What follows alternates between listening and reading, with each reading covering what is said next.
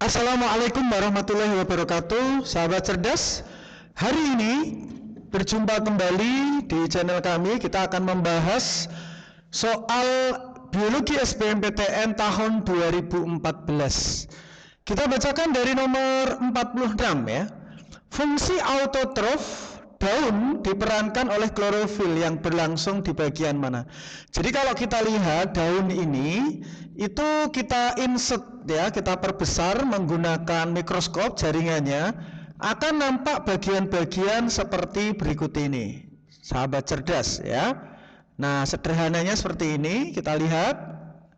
Nah, ada bagian-bagian ya, ini kita sebut sebagai epidermis, nanti juga ada lapisan lilin ya. Di sini ada namanya kutikula. Kemudian di bagian bawah biasanya ada lubang yang kita sebut sebagai stomata. Nah, beberapa daun itu berubah menjadi duri, namanya trikoma gitu. Nah, atau menjadi bulu-bulu gitu. Nah, bagian mana yang mengandung klorofil itu ada di bagian tengah daun di sini. Jadi klorofil itu ada di bagian palisade, jaringan tiang, sama jaringan bunga karang atau spons. Nah, karena ini ada di bagian tengah, maka kita sebut sebagai mesofil. Meso tengah, fil daun. Jadi jawabannya adalah tengah daun. 46E. Kita lihat soal nomor 47. Kita bacakan. Metode yang digunakan untuk meningkatkan jumlah sampel DNA dalam analisis molekuler. Jadi perbanyakan DNA. Jadi DNA itu bisa diperbanyak dengan teknologi namanya PCR atau dikenal sebagai polimerase chain reaction. Artinya adalah polimer itu memperbanyak DNA di luar tubuh atau teknik untuk yang disebut sebagai amplifikasi. Jadi amplifikasi itu artinya adalah memperbanyak materi genetik di luar tubuh induk atau yang disebut perbanyakan DNA secara in vitro. Nah, ini berarti jawabannya D. Sementara sequence DNA ini adalah hanya mengurutkan nukleotida DNA, teknik untuk pengurutan DNA. Jadi urutan-urutan DNA itu jadi sequence DNA nukleotidanya. Kalau elektroforesis ini adalah teknik untuk memisahkan molekul. Contohnya berdasarkan ukurannya, seperti analisis DNA gitu, RNA atau protein, memisahkan molekul-molekul itu. Shorten blotting ini adalah perpindahan fragmen DNA, jadi memindahkan potongan DNA yang terpisah secara elektroforesis dari gel ke membran biasanya, memindahkan. Jadi teknik memindahkan. Restriction fragment length ini adalah teknik untuk mendeteksi variasi. Jadi sebagai pendeteksi ini, pendeteksi variasi pada tingkat sekuen DNA, mendeteksi variasi genetik pada sekuen DNA. Nah, seperti ini ya. Jadi polimer itu artinya memperbanyak. Nomor 47D, kita lanjutkan soal nomor 48, sahabat cerdas. Oke, kita lanjutkan. Nomor 48. Takson terendah yang menempatkan orang utan dan manusia dalam kedudukan takson yang sama. Jadi V-kelas ya, bangsa Kumanis, atau di kelas bangsa Kumanus, divisi kelas bangsa suku marga jenis.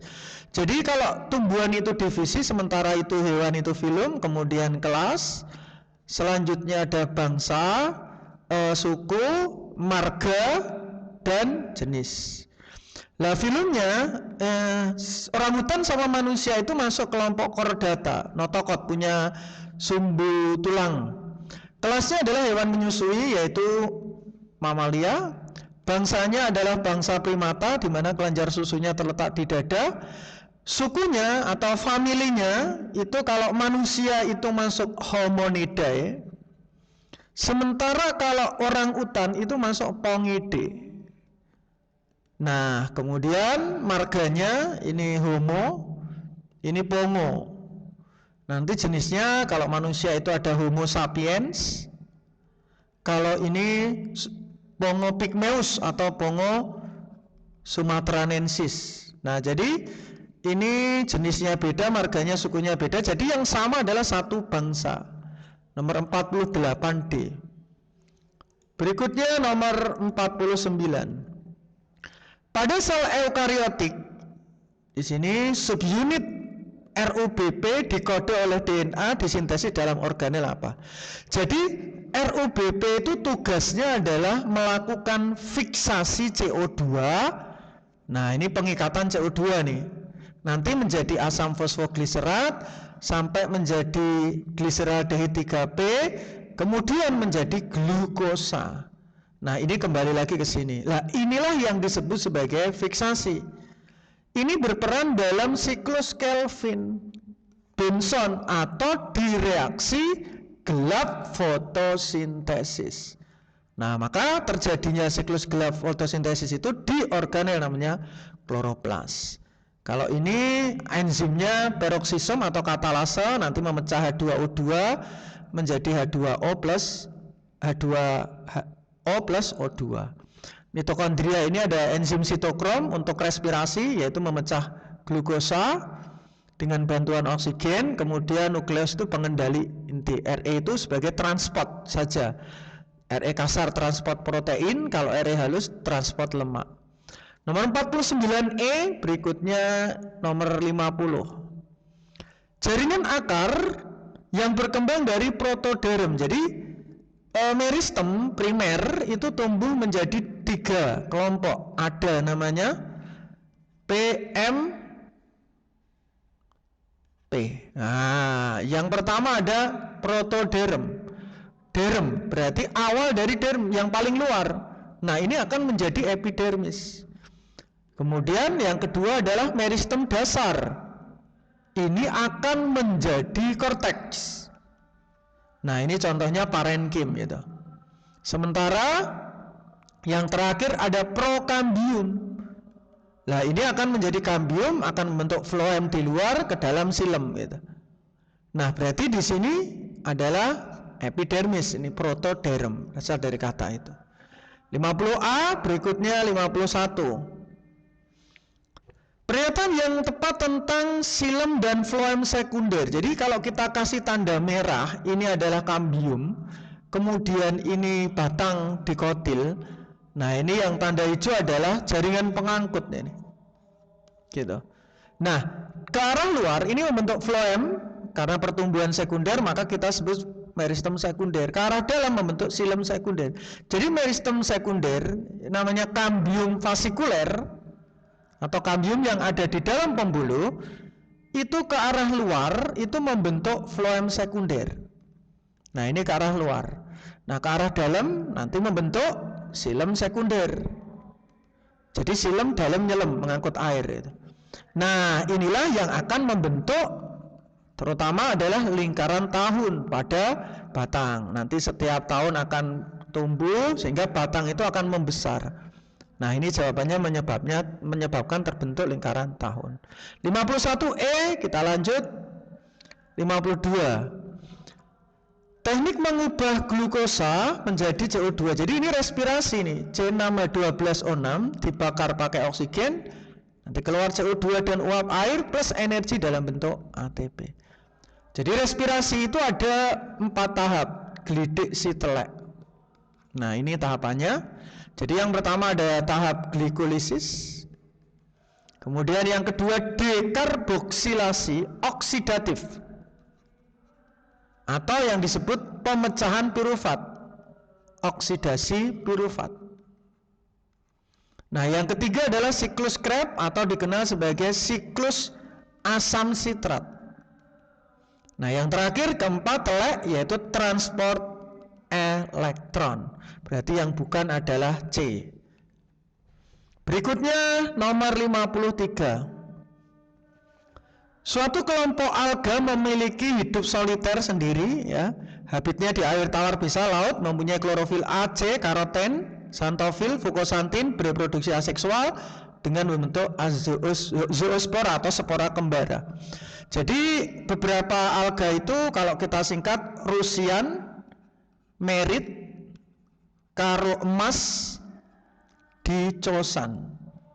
Nah ini ya. Jadi kalau biru itu pigmen dominannya adalah vicocyanin. Makanya ada namanya cyanophyta. Ini alga biru, ini termasuk Monera, cyanophyta. Jadi cyano ini nggak kita pilih karena pigmen dominannya vicocyanin di sini nggak ada. Kemudian Rusian, biru cyanin, merah eritrin. Nah, namanya vicoeritrin. Nah, ini alga merah. Red, red merah. Nah, ini rhodophyta. Seperti itu ya. Jadi ini juga nggak kita pilih. Kemudian karoten ini emas. Nah, jadi emas ini warnanya adalah karoten. Karoten itu beta karoten ya. Nah, ini contohnya adalah alga kris ya. Krisjon dapat emas ya. Namanya chrysophyta. Nah, kemudian coklat atau pirang itu namanya xanthin. Ya, vicoxanthin. Nah, ini adalah alga coklat. Sementara kalau klorofil hanya dominannya klorofil, maka masuk ke dalam chlorophyta. Nah, di sini yang paling ini ada karoten, ada xanthofil lengkap ini. Jadi antara ini chlorophyta kita hapus. Ini pigmen dominannya adalah hijau, klorofil. Ini vicoeritrin, ini adalah eritrosit, emas gitu ya. Eritrin ya, ini Phaeophyta, cyanophyta tadi vicocyanin gitu. Nah, berarti tinggal D atau E yang mirip itu, karoten, chrysophyta, fukosantin. Nah, di sini ada hidup soliter. Biasanya kalau hidup sendiri itu umumnya adalah uniseluler. Nah, ini yang paling terkenal adalah alga chrysophyta. Nah, ini alga emas. Kalau alga pirang itu ukurannya makroskopik, ini mikroskopik ini. Kalau ini makroskopik, ini hidupnya biasanya berkoloni atau berkelompok. Jadi nomor 53 jawabannya adalah E. Berikutnya kita lanjutkan ke 54. Proses fermentasi dan respirasi anaerob sel dapat menghasilkan ATP. Jadi kita lihat ya. Jadi respirasi anaerob itu juga dikenal sebagai fermentasi gitu. Jadi sama ini. Jadi anaerob itu nggak ada oksigen gitu. Contohnya ya, ini ada glukosa pada sel otot ya. Nah, ini tanpa adanya oksigen itu bisa menjadi zat yang namanya asam laktat dan terbentuk ATP yang berjumlah 2 ATP. Ini fermentasi pada sel otot manusia. Kalau fermentasi pada ragi C6H12O6, ini di ragi, contohnya jamur Saccharomyces, produknya ada etanol, nanti ada juga CO2 plus ada 2 ATP. Nah, ini juga tanpa oksigen gitu. Jadi proses fermentasi dan respirasi anaerob menghasilkan ATP ya benar. Proses fermentasi dan respirasi anaerob tidak menggunakan oksigen benar. Ini benar-benar tapi tidak berhubungan. Jawabannya B. Tidak menjelaskan tentang ATP. 55. Sintesis protein dipengaruhi aktivitas gen, kecepatan sintesis ditentukan DNA. Jadi dalam sintesis protein, kata kunci sintesis protein itu ada 2. Jadi ada DNA, di dalamnya nanti ada gen, yaitu basa-basa nitrogen, itu akan mencetak namanya RNA duta. Nah, prosesnya dikenal sebagai transkripsi. Nanti RNA duta akan diterjemahkan oleh RNA-T, maka disebut sebagai translasi. Nah, RNA-T akan memanggil asam amino dan dirangkai menjadi protein atau polipeptida. Peptida, ini atau protein. Nah, ini proses sintesis protein ini, transkripsi itu di dalam nukleus atau inti sel, sementara translasi ini terjadinya di organel namanya ribosom. Nah, DNA rantai yang panjang ini itu akan menentukan ya. Jadi gen yang ada di dalam DNA itu panjang rantai DNA ini akan mempengaruhi kecepatan di dalam sintesis protein. Semakin panjang berarti semakin konsentrasi DNA-nya semakin banyak, maka ya panjang DNA berarti hubungannya sama konsentrasi nanti. Itu akan semakin lama waktunya. Kalau rantai DNA-nya pendek, maka semakin cepat begitu. Berarti ini benar nih, dipengaruhi aktivitas gen, dipengaruhi. Sintesis protein yang terjadi dalam sel berlangsung DNA salah, harusnya di dalam nukleus inti, transkripsinya terus translasinya di ribosom. Berarti ini benar salah, jawabannya adalah C. Selanjutnya nomor 56. Ketika kadar gula naik melebihi normal, maka pankreas akan mengeluarkan glukagon. Jadi tugas pankreas itu adalah mengatur gula. Ada sel beta sama sel alfa. Kalau sel beta itu menghasilkan insulin, kalau sel alfa itu menghasilkan hormon namanya glukagon. Fungsinya apa? Contohnya kalau insulin, kita kebanyakan gula akan disimpan menjadi gula otot. Gula darah menjadi gula otot, namanya glikogen. Nah, sementara kalau kita lapar, gula-gula otot atau glikogen ini akan diubah menjadi gula darah atau glukosa. Nah, maka ketika gula darah naik, maka yang berperan adalah insulin, maka akan disimpan menjadi gula otot. Ini salah ini, glukagon ya. Glukagon mempercepat perpindahan glukosa ke dalam sel menyebabkan penguraian glikogen. Jadi ini glikogen akan diuraikan menjadi glukosa sehingga glukosa akan pindah ke dalam sel karena butuh gula. Ini benar. Benar salah? Jawabannya C. Kita lanjut ke nomor 57. Bagian tubuh ikan yang berperan aktif untuk berenang. Jadi kalau kita gambarkan ikan, ya, ikan itu punya sirip, ya, sirip ekor, ada sirip dada, ya, sirip punggung, begitu ya, sirip leher dan sebagainya. Nah, ada juga namanya linea lateralis atau yang disebut sebagai gurat sisi. Kata kunci alat gerak, ya, alat gerak itu ada dua kata kuncinya. Ya, TO. Yang pertama ada tulang, yang kedua ada otot. Nah, jadi otot segmental ini otot yang ada di dalam ikan untuk bergerak.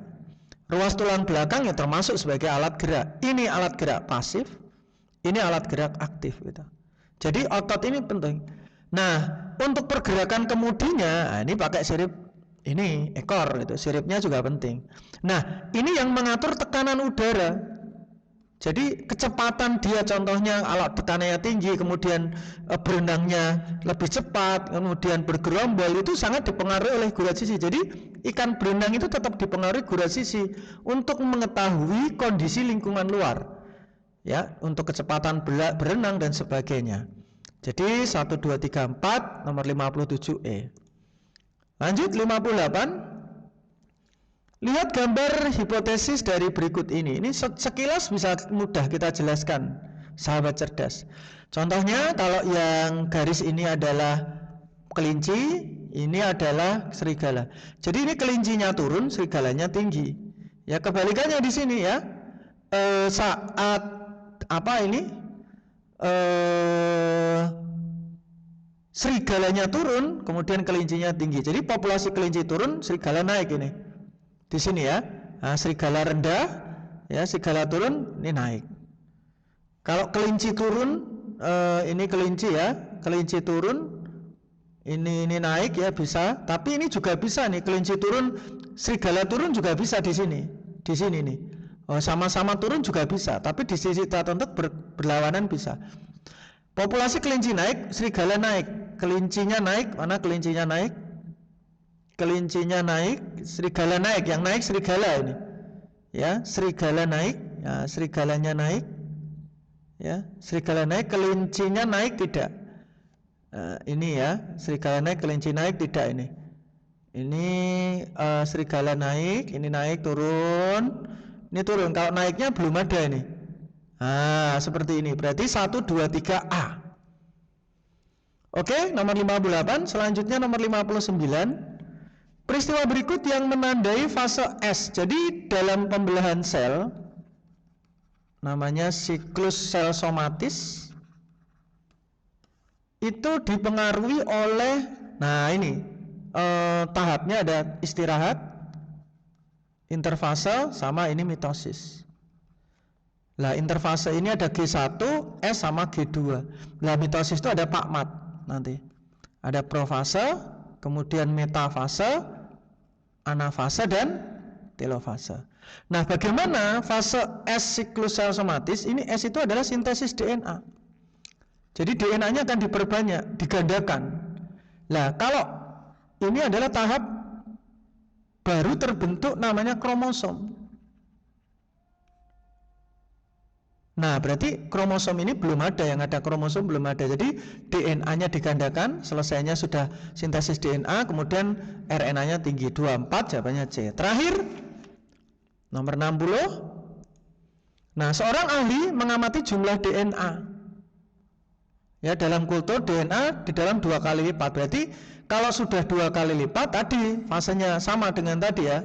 Jadi di interfase ya, ini ada masa istirahat itu ada G1, ada S G2. Lah ini S ini sintesis DNA. Jadi membuat DNA.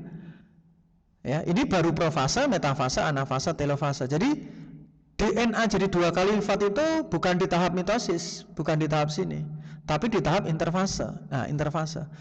Jadi antara G1 dan G2 ya. Nah, ini berarti masuk akhir fase S. Lah ini masuk. M mitosis, fase M tidak. 24 jawabannya C. Demikian sahabat cerdas, terima kasih atas atensi perhatiannya. Sukses selalu. Billahi taufik wal hidayah. Wassalamualaikum warahmatullahi wabarakatuh.